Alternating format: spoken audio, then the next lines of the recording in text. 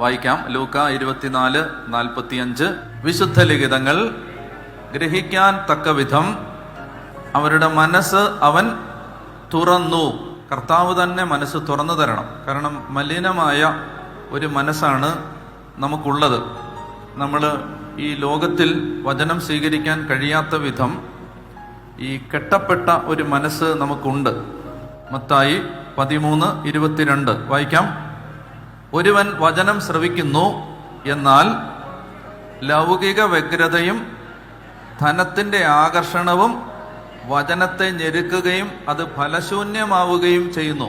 അപ്പോൾ വചനം കേൾക്കുന്നു, വചനം മനസ്സിലാക്കുന്നു, പക്ഷേ ലൗകിക വ്യഗ്രതയും ധനത്തിന്റെ ആകർഷണവും വചനത്തെ ഞെരുക്കുകയും അത് ഫലശൂന്യമാവുകയും ചെയ്യുന്നു. മർക്കോസ് 4:19 വായിക്കാമോ?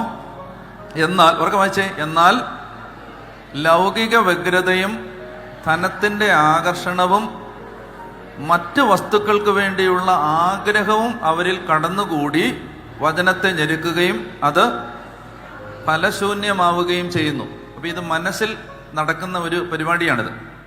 മനസ്സിൽ ഈ വചനം പ്രവർത്തിക്കാത്തതിന്റെ ഒരു കാരണം ഇതാണ്. ഈ ലൗകിക വ്യഗ്രത, ധനത്തിന്റെ ആകർഷണം, മറ്റ് വസ്തുക്കൾക്ക് വേണ്ടിയുള്ള, ലോക വസ്തുക്കൾക്ക് വേണ്ടിയുള്ള ആഗ്രഹം നമുക്ക് സാധാരണ മനുഷ്യരായി നമുക്ക് ഉള്ളതാണിത്. ഈ ലോകത്തിൽ ജീവിക്കുമ്പോൾ ഇത്തരം കാര്യങ്ങൾ സ്വാഭാവികമായും മനുഷ്യരുടെ മനസ്സിൽ വരാൻ സാധ്യതയുണ്ട്. 1 യോഹന്നാൻ 2:15 ലോകത്തെയോ ലോകത്തിലുള്ള വസ്തുക്കളെയോ നിങ്ങൾ സ്നേഹിക്കരുത്. ലോകത്തെയോ ലോകത്തിലുള്ള വസ്തുക്കളെയോ നിങ്ങൾ ഉപയോഗിക്കരുതെന്നല്ല, സ്നേഹിക്കരുത്. ലോകവസ്തുക്കൾ ഉപയോഗിക്കേണ്ടെന്നല്ല, സ്നേഹിക്കരുത്. ലോകത്തെയോ ലോകത്തിലുള്ള വസ്തുക്കളെയോ നിങ്ങൾ സ്നേഹിക്കരുത്. സ്നേഹിച്ചാൽ എന്താ പ്രശ്നം? പിതാവിന്റെ സ്നേഹം അവനിൽ ഉണ്ടായിരിക്കുകയില്ല. അപ്പൊ ഇത് രണ്ടും രണ്ട് ഡിറക്ഷനിൽ, രണ്ട് ദിശയിൽ പോകുന്ന കാര്യങ്ങളാണ്. ലോകസ്നേഹവും ദൈവസ്നേഹവും സംഗമിക്കുന്നില്ല, അത് കണ്ടുമുട്ടുന്നില്ല, കൂട്ടിമുട്ടുന്നില്ല.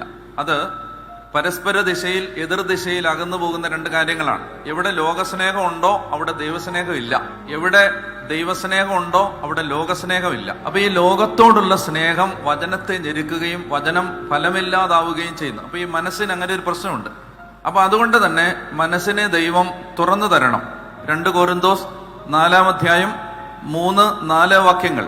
ഞങ്ങളുടെ സുവിശേഷം നിഗൂഢമായിരിക്കുന്നെങ്കിൽ അത് നാശത്തിലേക്ക് പോകുന്നവർക്ക് മാത്രമാണ്. അതായത് സുവിശേഷം ആർക്കെങ്കിലും മനസ്സിലാകുന്നില്ലെങ്കിൽ, ഗ്രഹിക്കാൻ പറ്റുന്നില്ലെങ്കിൽ, അപ്പോസ്തലൻ അതിന്റെ കാരണം പറയുകയാണ്. ഞങ്ങളുടെ സുവിശേഷം ഗഹനമോ ദുർഗ്രാഹ്യമോ മനസ്സിലാക്കാൻ പറ്റാത്തതോ ആയി മാറുന്നുണ്ടെങ്കിൽ അതിന്റെ കാരണം ഇതാണ്, അത് നാശത്തിലൂടെ ചരിക്കുന്നവർക്ക് മാത്രമാണ്.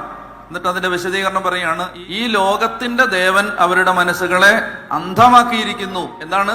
പിശാചെന്നല്ല പറയുന്നത്. ഈ ലോകത്തിന്റെ ദേവൻ എന്ന് പറഞ്ഞാൽ എന്താ? ഈ ലോകത്തെ വലുതായി കാണുന്ന അരൂപി, ഈ ലോകത്തെ പ്രധാനപ്പെട്ടതായി കാണുന്ന ഭാവം, അത് അവരുടെ മനസ്സിനെ അന്ധമാക്കിയിരിക്കുന്നു. മനസ്സിന് ഒരു തുറവി കിട്ടുന്നില്ല. കാതുകൊണ്ട് കേൾക്കുമ്പോൾ എല്ലാം മനസ്സിലായെന്ന് തോന്നും, എന്നാൽ അകത്തോട്ടൊന്നും കയറുന്നില്ല. വായിക്കുമ്പോൾ എല്ലാം മനസ്സിലായെന്ന് തോന്നും, പക്ഷെ അതൊന്നും അകത്ത് കയറുന്നില്ല, ബോധ്യങ്ങളാവുന്നില്ല, ജീവിതത്തെ സ്വാധീനിക്കുന്നില്ല. കാരണം എന്തെന്നറിയാം?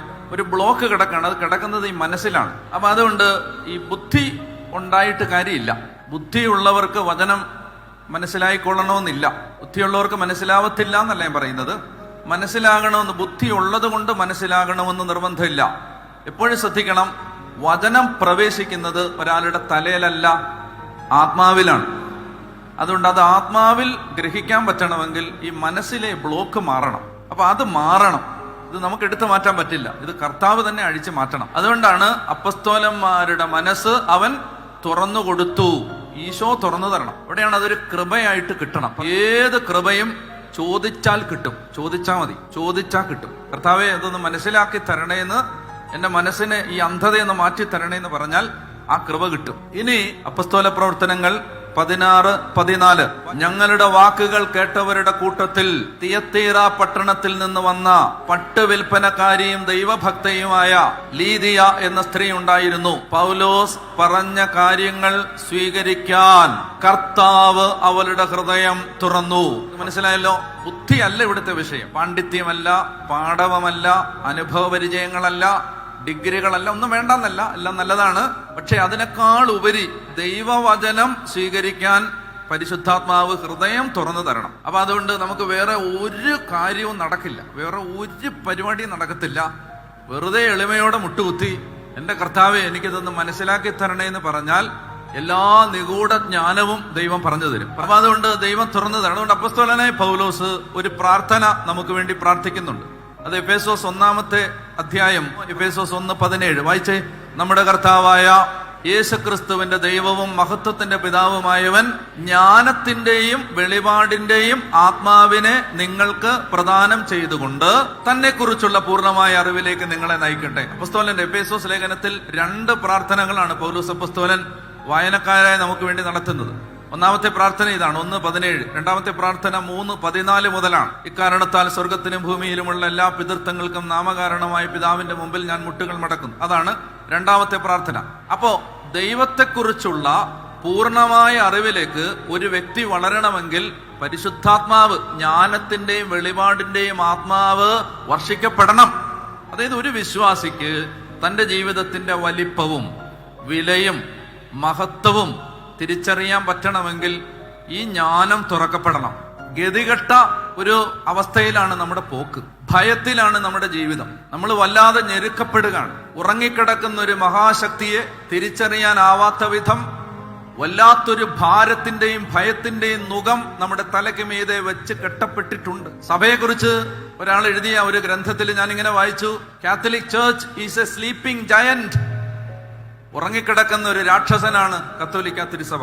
ഉറങ്ങിക്കിടക്കുകയാണ്, രാക്ഷസനാണ്, പക്ഷെ ഉറങ്ങിക്കിടക്കുകയാണ്. അതായത് നമ്മളില് സർവസംഹാരശേഷിയോടെ നമ്മളിൽ ഇങ്ങനെ ഉറങ്ങിക്കിടക്കുന്ന ആ മഹാശക്തിയെ വിളിച്ചുണർത്താൻ നമുക്കൊരു വെളിപാടിന്റെ ആത്മാവ് വർഷിക്കപ്പെടണം. നമ്മളിൽ ദൈവം നിവേശിപ്പിച്ചിരിക്കുന്ന അപരിമയമായ ശക്തിയുടെ മഹനീയത തിരിച്ചറിയാൻ, നമ്മുടെ ആന്തരിക ഇന്ദ്രിയങ്ങൾ തുറക്കപ്പെടാൻ ഒരു അപരിമേയമായ ശക്തി നമ്മുടെ മേൽ വർഷിക്കപ്പെടണം. നമുക്ക് തന്നെ ഇത് ഉണ്ടാക്കിയെടുക്കാൻ പറ്റില്ല. ഇത് ദൈവം തരണം. തരാൻ ഒറ്റ കാര്യമുള്ളൂ, ചോദിക്കുവിൻ നിങ്ങൾക്ക് ലഭിക്കും.